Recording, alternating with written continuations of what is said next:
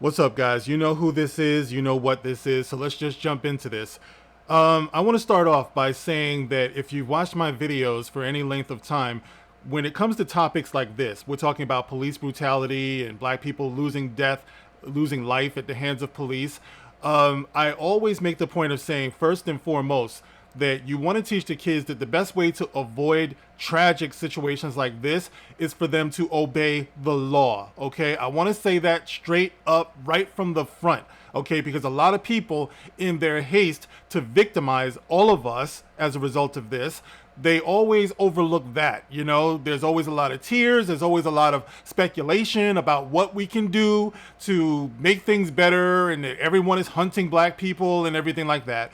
But somehow they always manage to forget that point. You must always start off with that when it comes to what you want to teach your kids about things like this. Teach them to obey the law. Okay, obey the law. And in the event that they don't obey the law, then don't run from the cops. Once the jig is up, it's up, man. It's like running from the cops. It's only going to get you fucked up in the game, okay? And this is very important because I know that, like I said, all of our pop culture and media, they lead us to believe that it's open season on black people, to the point where even black people who don't do anything, believe it or not, can feel like they have to run from the cops. I think I told you guys a couple of years ago, I had to have a long talk with my son because he said he was out with his friends and the cops just happened to be rolling by and they ran. And I'm like, are you crazy? Like, what? And keep in mind now, must have been something like 11 years old, all right? It's like, what are you running for? Did you do anything? No, but cops shoot black people. No. See, this is what happens. Now, I didn't teach him this. You know what I mean? So imagine how overwhelming that was for me to know that my son was out here running from the cops for no reason with his friends. And my son is like me. He's much taller than, the other people around him and everything. So he probably looks like he was older, even though he's 11 years old, and he's also bigger too. So running from the cops. And I was like, no, you can't be doing this, man. It's like, that's not what this is. But you can only get that from news media, social media, people who want to perpetuate that victimhood narrative. They don't see how damaging that really is for kids. You know what I'm saying? So, yeah, but cops, they do kill people. No, listen. It happens. It absolutely happens. And like what I'm about to talk about here, it happens more than it should. However, this is the absolute result of bad decision making on both sides, okay? So since we can't control what happens on the other side, with cops until after the fact, okay? Because hopefully these guys will face some type of justice, right? But what you can control is what you do on your side before the fact, okay? So before you start charging me with letting the cops off the hook and yeah, but listen, it's all about being empowered, okay? This is the 4th of July, Independence Day. Take independence, right? It's independent. Be independent, right? Take control of yourself, responsibility for yourself. All right, so that's what I'm talking about. What you can do, what you can teach your sons and daughters and yourself to do before you end up in a fucked up situation. Okay, so let me just start off by this, okay? I just want to rewind it for a minute because there's a certain direction I want to approach this with, and I hope you guys can understand. Because when I get like this, it gets, I don't know, emotional or whatever, but it can be kind of hard because I got a million thoughts in my mind, right? But I want to start off like this. You guys know that I have a Twitter page, and because of what's happened with the whole Roe versus Wade thing, and I noticed there's this tendency on social media to attack people who are on the wrong side of this because, of course, all of the celebrities, all of the media, everybody is just aghast. Everyone is so offended by all of this because they believe that somehow rights have been lost for women, right? In particular, minority women, okay? But I made the observation, right? And I want to just read what I wrote on Twitter, all right? I posted a picture of me with my infant son, and I'm holding him to a silhouette, right? And I'm like kissing him on the nose or something. It's very lovely. Follow me on Twitter, won't you? I'll leave the link in the pinned comment below. But anyway, I said, we say Black Lives Matter, yet allow our unborn to be aborted at a rate of 5 times the national average. Evil people pretending to know what's best for us say we can't take care of our own. Those very same people will call me a nigger if I disagree. Something's wrong here. And of course, we saw that all over Twitter and Facebook, all over social media. Everyone who somehow believes that education is very important to allow parents or would-be parents or mothers to make a more informed decision. Because believe me when I tell you, I don't believe that the government should tell anyone what to do with their own bodies. But on the other side of it, I'm very much aware of the fact that we are not in the business of properly educating our young people in terms of what abortion exactly is, right? And what it means to have an abortion, and how you might also have remorse, later on in life when people just push you through that process, So it's got to be, first of all, you have to believe in yourself, right? That's the angle that I'm coming from, You got to believe in yourself that it's going to be okay. You can raise your child, You should want to plan to raise your child. All right, that's something else that's in your power to do, to be able to plan to do this, to plan who you're going to have relationships with. But, moving on, okay? So I made that statement on Twitter, and obviously that's what it was about. That's the reason why I'm trying to explain to you what my thought process was when I was talking about this, right? I'm talking about black people's ability to be able to know that we can love and raise our children. We can conceive our children in a loving relationship before we end up in a situation where you would actually be thinking about killing what is in your womb or terminating it if you don't believe that it's an actual life, even though I gave documentation from the National Institute of Health showing that it is a life, and how this has been observed and confirmed by your government, the same government that allowed you to kill disproportionately black people, what is in your womb, okay? So that was my thought process behind that Twitter post, okay? But then we have Robert Leroy Parker, who comes along, and I'm using him as an example because this does tie into the police brutality and loss of life thing, but I'll get into that. So Robert Leroy Parker comes behind me after making that post that I made talking about black people being more educated and empowered to value their own lives. And this person says, "Go preach to all those loser non-contact baby daddies out there. I know one that has 7 kids from 4 different women. They are all on the welfares too." He spelled it that way. They are all on the welfares too. Have a talk with all those hood rat hoochies spamming the hood with kids they can't take care of, calling grandma to raise them. Okay, now I'm not going to get into all of what he said, but it just goes to show you guys, why would you respond to my Twitter post where I'm holding black people to account for believing that Black Lives Matter? Why would you respond to that in the way that this person responded to? Being all aggressive, being all, just all types of accusatory, to these people who are irresponsibly having children, when precisely that is what I'm talking about. I'm talking about making things better. But, because this video is bound to go on long, let me just get to the point of this. The point is that I believe that there is a fundamental breakdown in the appreciation of black life, not just from without the black community, but definitely and most pressingly from what's within the black community. We're not valuing our own lives. And of course, it's got to start at home before you can insist that anyone else value your life. Okay, so I'm going to get back to that part, but let me just move on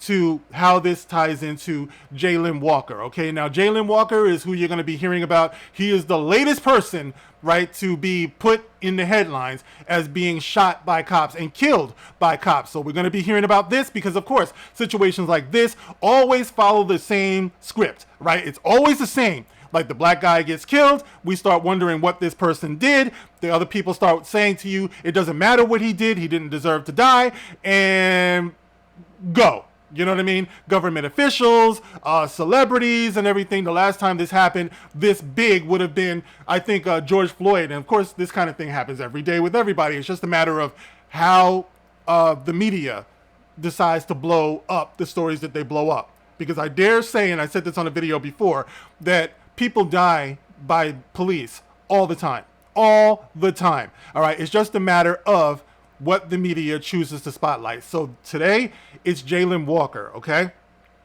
What happened with Jayland Walker? Well, according to CNN, Jayland Walker suffered at least 60 wounds in fatal police shooting, Akron police chief says, as authorities released body cam footage. 60 wounds. Okay.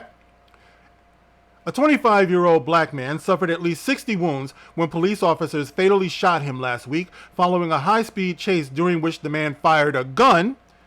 Always a bad thing to do. Okay, once again, like I said before, don't waste your time going into my comment section telling me that he fired a gun out of the window, and when you fire a gun at police, yeah, that's probably a good way to get yourself dead. Okay, we can agree on that. So don't come in here trying to argue that fact, okay? That's not what this is about.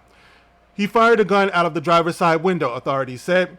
Jayland Walker was unarmed at the time he was killed, though a gun was recovered from his car after the shooting.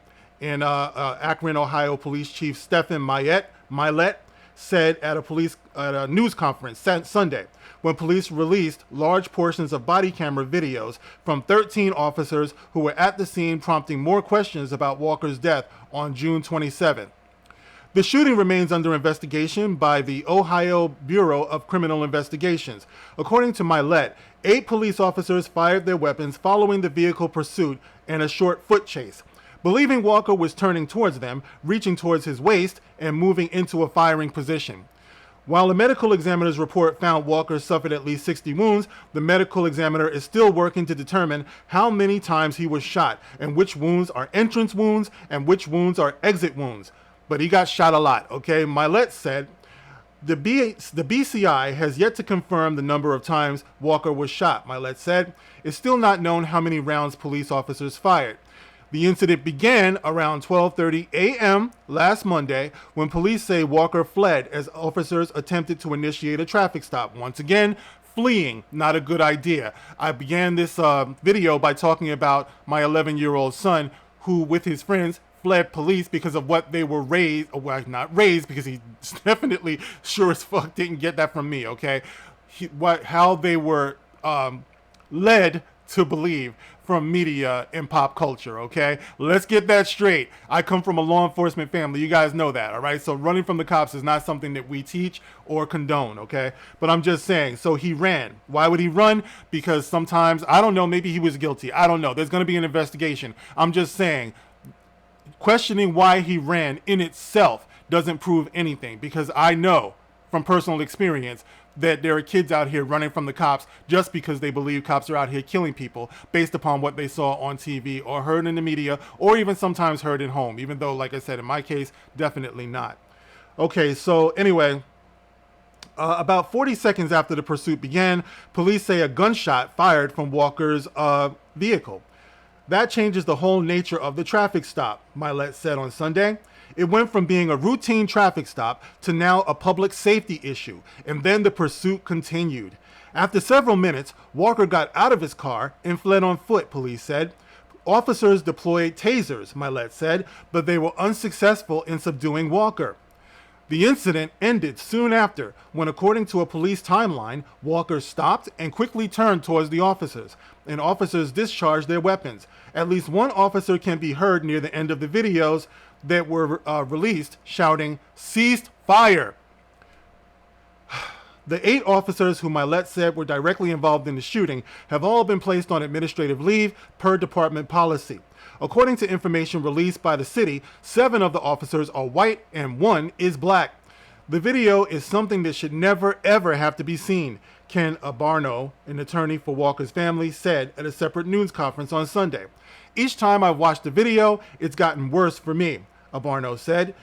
Every movement that I see, every shot that I heard, and every time that I see Jalen lying on the ground, it just gets more and more horrific.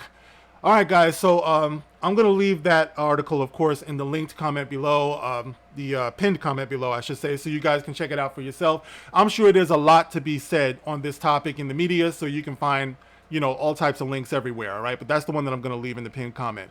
But, yeah, so this is what I want to talk about, guys, okay? Now, obviously, you have aspects of this story where the man is accused or suspected of firing a shot out of a window. Once again, we can agree that was a terrible thing to do. That was a thing to do that will most likely result in you getting your ass killed.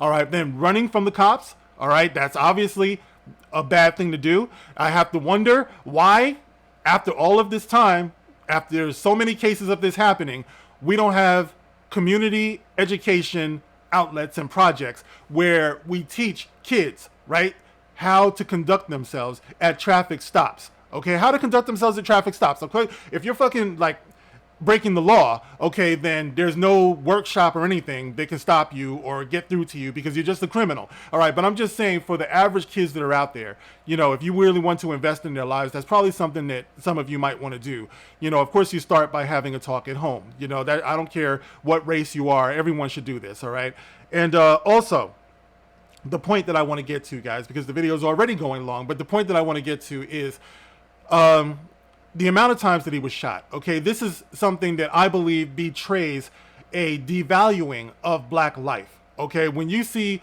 a person, a human being getting shot as many times as it seems like he did. Now, like I said, they're still trying to figure out which wounds are entrance, which wounds are exit. But clearly, I saw the video. It sounded like fucking the 4th of July. That they lit him up. They lit that dude literally up. They Swiss cheese that motherfucker like it was crazy. Okay, so it obviously it's very excessive. Okay, so it dawns on me that there is a fundamental cheapening of the black life in the moment where you see something like this and you just go for broke. You know, this dude, they knew he had to die. He was threatening them and he had to die, and he had to die again and again and again. It seems to me once you shoot somebody, even just a few times, you know, there's got to be a ceasefire. It's like, why you would wait that many times to shoot somebody before somebody says ceasefire? People are reloading and shit on your ass. You know, there is a problem.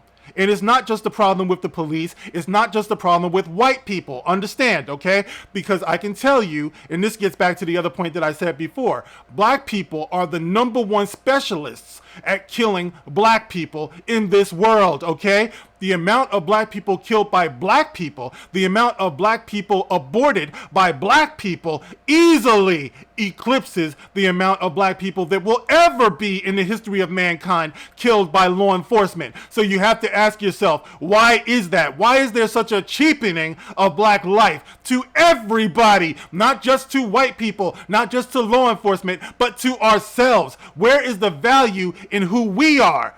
And whether we or not we have the right to live, whether or not we have the right to raise families. Do we see ourselves as being human? I know that I have caused controversy before by saying that the #1 challenge to black people today is to stop being identified as black and start identifying yourself as human first. Okay, you can be black, don't get me wrong, okay? But first and foremost, you must identify your humanity. Identify the humanity within yourself. This is the reason why you see me talking about my son all the time. You see me talking about my personal investment in the topics that I talk about. You know, some people talk about, why do you waste time talking about, just give us the news, motherfucker. Listen, I do what I do for a reason, okay?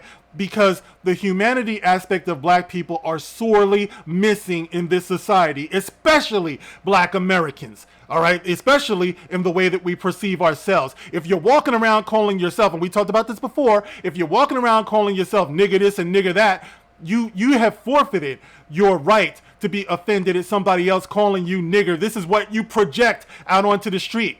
Okay, I'm not saying you look, I mean, for me, like, I gave it up. I never really did that in the first place, all right? But I have made it a point not to do this, not even for comedy's sake, all right? Because once you project these things out there, like I said before, you're being an influencer, all right? So we are in a state of emergency right now in terms of black people, our humanity, and our ability to be able to survive in this world. All right. So you have to start making some really tough decisions. You have to stop deflecting over to other people. Every time you talk about what black people do, someone always comes along. Well, white people do this and white people do that. No, listen, man, you have to be self-aware. You have to protect your self-interest. All right. You have to be right before you look to other people. Right? You have to, especially when you want to achieve that humanity. Like I said before, these are your human rights, all right? Not your racial rights, civil rights or whatever.